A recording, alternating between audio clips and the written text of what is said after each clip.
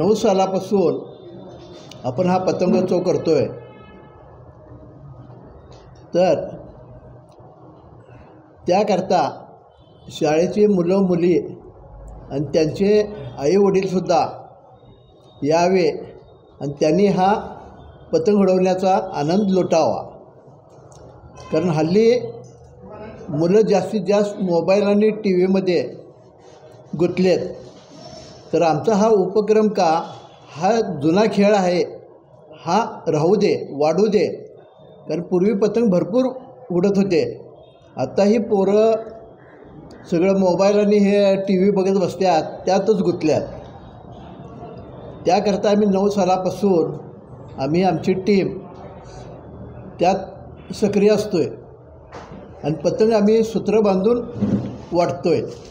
प्रत्येकानं आपापले दोरा आणि रिंगी घेऊन यायचं बरोबर। तर ह्याकरता कॉर्पोरेशन आयुक्त, क्रीडा मंत्री, हे क्रीडा खात्यातले अधिकारी, जिल्हा परिषद ह्यांना आम्ही पत्र दिलेले आहेत त्याकरता।